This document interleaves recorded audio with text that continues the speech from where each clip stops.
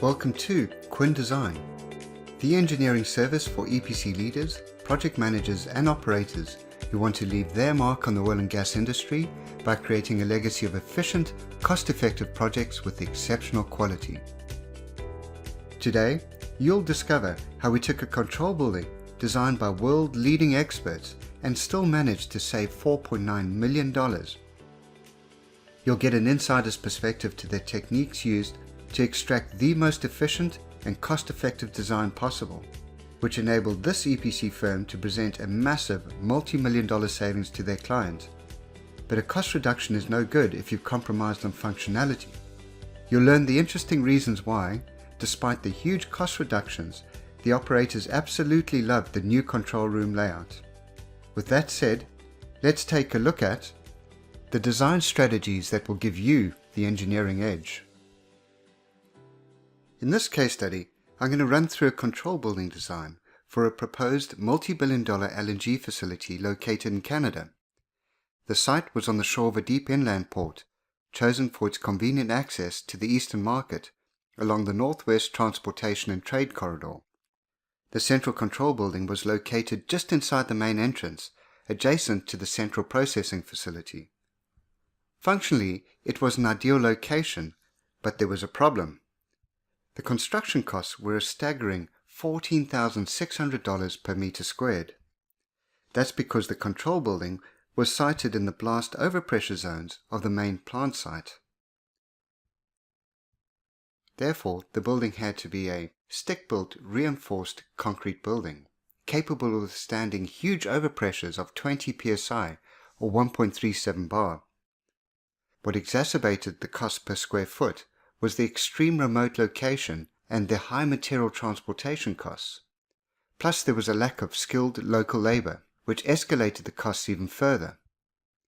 But in every problem lies a solution, and surprisingly, the high construction costs presented a huge opportunity. For every square meter you could reduce the design by, you could save tens of thousands of dollars. It wasn't going to be easy, because as you're just about to find out, the original layout was a good design. Let's take a look. In general, there was spatial unity and organization in the design. The control room was located in the heart of the building, which is an ideal location because it allowed the engineering rooms and supporting functions to be directly adjacent to the control room operations. Building services were neatly aggregated together on the side for convenient connections to external utility feeds, and the remainder of the control building's ancillary rooms were distributed along the perimeter, creating a compact and well-organized design. But the devil is in the details. We noticed several areas where a few tweaks and improvements would greatly optimize the layout and substantially reduce costs.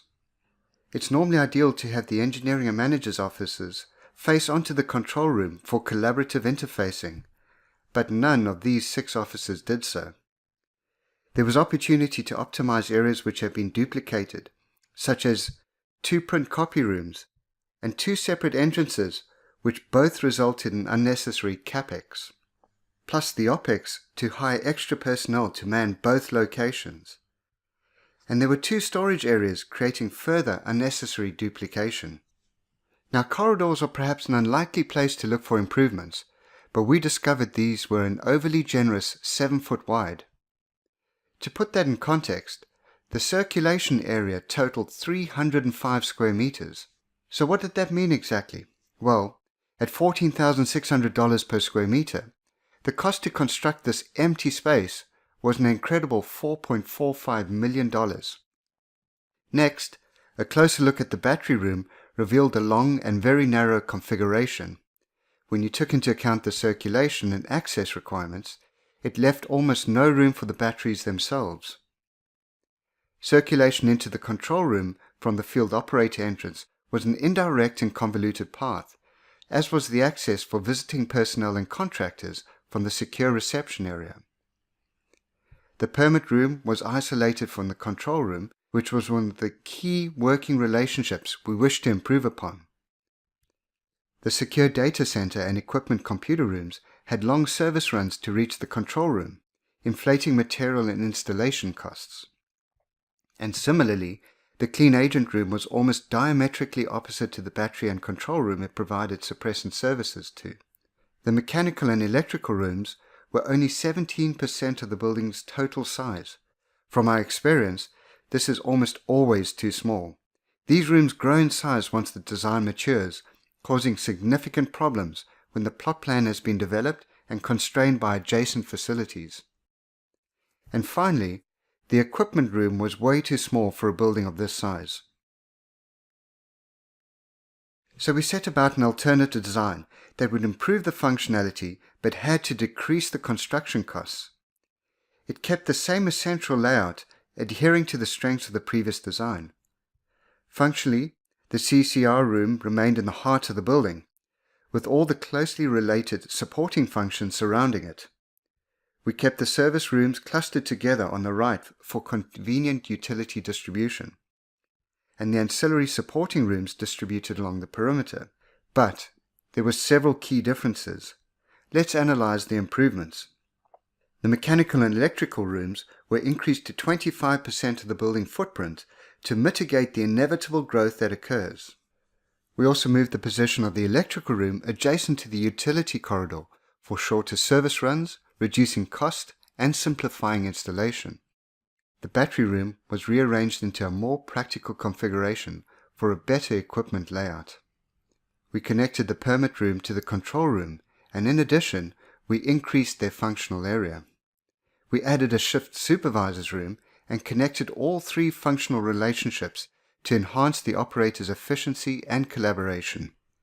The previous shelter-in-place store area was taking up prime real estate adjacent to the control room, so we moved it to the corner of the building. A shelter-in-place for a layperson is a safe area within a building that is only occupied during an extreme emergency event, such as a plant explosion. These occurrences are fortunately extremely rare, so essentially the room would be empty. We seized the opportunity to make best use of this empty space. We divided it up into 3 sub-rooms, a smaller storage area for shelter-in-place supplies and essentials, and 2 meeting rooms, all divided by demountable partitions. If the refuge area was ever required, the demountable partitions could be folded away and the original functionality restored within a minute or two. And the relocated refuge area freed up valuable space for managers and engineering officers that had prime access and visibility into the control room. Further duplication was eliminated by creating a single entrance for both field operators and visitors. And we greatly simplified and improved operator access into the control room. Corridors were down from 7 foot to 5 foot, which reduced the circulation area by 117 square meters, which on its own was an incredible $1.7 million cost savings. The rack and comms room was relocated closer to provide shorter and more economical cable runs to the control area, which additionally simplified installation on site. The clean agent room was positioned immediately adjacent to the control room and battery room for the most cost-effective distribution of services. And finally, the comms room and the rack room, both areas that were undersized in the original design, increased in size by 123 square meters. With all these optimizations combined, we managed to reduce the length of the building by 4.3 meters and the width by a further 2 meters, which resulted in a 335 meters squared reduction in floor area. The result was a massive $4.9 million reduction in the budgeted construction costs. So why were the operators happier with the smaller building? Despite the smaller size, we increased the size of the permit room and added a shift supervisor's office. And more essentially, we increased the size of the rack and communications room, as well as the electrical and mechanical rooms. This may seem counterintuitive or even impossible, considering we reduced the building size, but we managed that because we implemented several key design strategies. Eliminating duplication. We honed in on and removed areas causing unnecessary additional costs, such as 2 entrances, 2 print areas, and 2 storerooms. Extracting efficiency. Oversized corridors were slimmed down to optimal widths, and we created dual-purpose rooms in the refuge area, providing a compact and highly efficient floor layout. Improving functionality. We improved the circulation from the main entrance to the permitting area and the central control room. And we connected the central control room to the permit room and the shift supervisor's office for enhanced functionality, productivity, and communications. Optimization.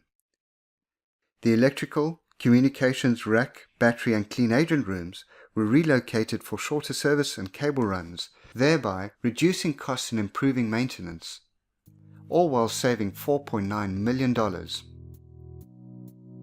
In summary, the operators had a more functional layout which enhanced worker efficiency and collaboration at a more cost-effective price. All the benefits, zero compromise.